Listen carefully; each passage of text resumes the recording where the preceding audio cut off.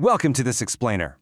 If you've ever flipped through the Old Testament and felt a major sense of déjà vu, reading about the exact same ancient kings, the same sweeping battles, the same glowing temples twice, believe me, you are not alone. It's kind of like trying to read two different maps of the exact same territory at the exact same time. But today, we're going to untangle this epic, beautifully messy saga of 1st and 2nd Kings and 1st and 2nd Chronicles. We're going to smooth out that ancient parchment and really make sense of it all.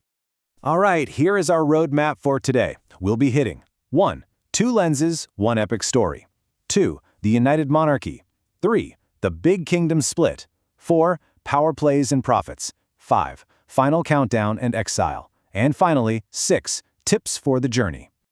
Let's dive right in with our primary framework. Section 1. Two lenses, one epic story. So this really gets to the core difference between these texts. Think of 1st and 2nd Kings as our gritty historian. It gives you the raw, dark, unvarnished political footage. It deliberately spotlights the spectacular failures of the monarchs to answer one burning, painful question. Why on earth did the exile happen to us? It pulls absolutely no punches. But on the flip side, we have Chronicles. Think of Chronicles as the hopeful cheerleader. It was written much later, post-exile, to an audience that desperately needed encouragement. So it zooms right in on the southern kingdom of Judah, the enduring line of King David, and the glorious rebuilt temple. Two lenses, same history, completely different vibes. Let's move to our first major historical era. Section 2. The United Monarchy. When you roll these scrolls out side by side, the differences hit you immediately. Chronicles sets the stage with this really quick, dramatic recap of King Saul's death on the battlefield. And then, boom, jumps straight into David taking the throne. It captures this lively celebration of David conquering Jerusalem, but it very intentionally skips over his darker, messy moments. Like, you won't find the Bathsheba incident there. The chronicler wants us focused on the ideal Davidic covenant, which flows perfectly into the third reign on our timeline, Solomon's Golden Age. And honestly, it is so fascinating how the two texts handle Solomon. If you're reading Kings, sure, you get the breathtaking accounts of his wisdom and the massive temple construction, but the narrator lingers heavily on his tragic downfall, the foreign wives, the idolatry that basically sets the stage for disaster. You read Kings for the drama, right? But in Chronicles, pure devotion.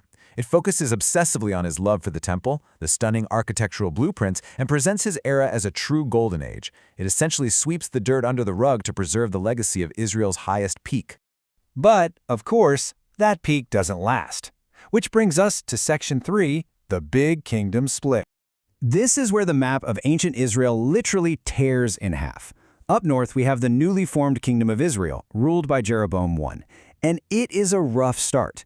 To keep his people from traveling south to worship, Jeroboam sets up these golden calves, plunging the north into immediate idolatry and chaos with kings like Nadab, Baasha, and Ahab.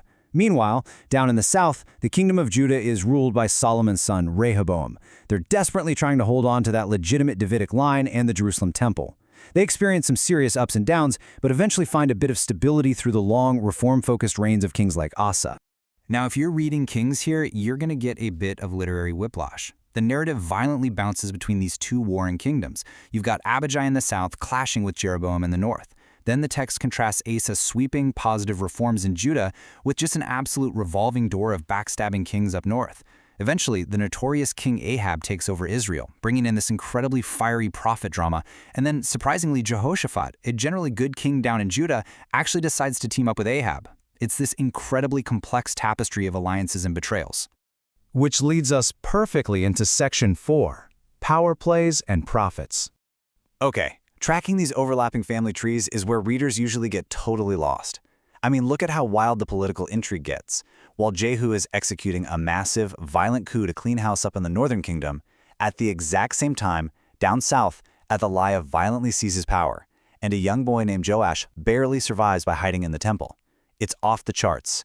We see Joash eventually repairing the temple in the south, while a literal parade of chaotic kings marches through the north. Comparing them side by side like this is really the only way to grasp the sheer scale of the geopolitical drama. But hey, quick warning before you dive in. Remember our hopeful cheerleader lens? Because Chronicles is so hyper-focused on Judah and the temple, it skips almost all the northern kingdom drama. That means if you only read Chronicles, you're going to entirely miss the wild, miracle-filled adventures of Elijah and Elisha. They were operating up north, So if you want the epic showdowns on Mount Carmel or the fiery chariots, you absolutely have to read the Book of Kings. We're now entering the most tragic chapters of the saga. Section 5, Final Countdown, and Exile. Notice how these two nations handle the massive empires rising around them. In the south, we see a massive high point. King Hezekiah leads a brilliant revival of worship and boldly defies a terrifying siege by the Assyrian Empire. But in the north, complete silence. Why? Well, because the northern kingdom has already been wiped off the map. The gritty historian in Kings documents their tragic fall, but from this point on, Chronicles completely ignores the north, focusing solely on the surviving remnant in Judah. After Hezekiah's victory, the timeline just becomes a heartbreaking roller coaster for Judah. You enter the dark days of Manasseh and Amon, who basically tank all of Judah's spiritual progress. Then a powerful last gasp of hope under King Josiah, who discovers ancient scrolls in the temple and brings sweeping reforms. It's a beautiful, inspiring moment. But sadly, it's not enough to turn the tide. Finally, a rapid succession of failing kings, Jehoahaz, Jehoiakim, Jehoiakim, and Zedekiah, oversee the devastating fall of Jerusalem and its glorious temple to the mighty empire of Babylon. And look at how perfectly our two lenses wrap up their respective scrolls. The gritty historian, Kings, gives us the tragic reality.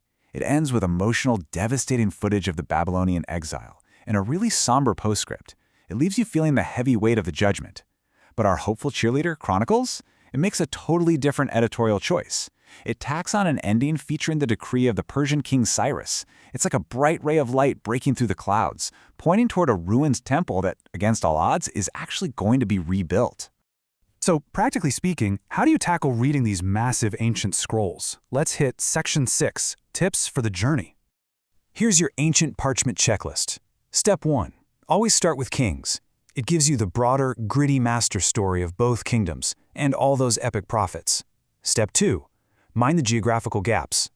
When you switch over to Chronicles, just remember it purposely skips the north unless an Israelite king actively tangles with Judah. And Step 3, please pace yourself. This is a dense, massive history. Tackle just a reign or two at a time to keep the narrative fresh and engaging, rather than totally overwhelming. As we wrap up this explainer, I really want to leave you with a thought to carry with you.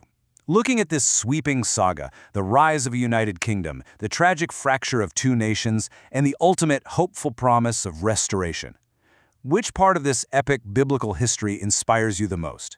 Is it the raw, unvarnished honesty of the gritty historian, or the unwavering optimism of the hopeful cheerleader? Reflect on that as you dive into these fascinating texts. Thanks for hanging out with us, and keep exploring.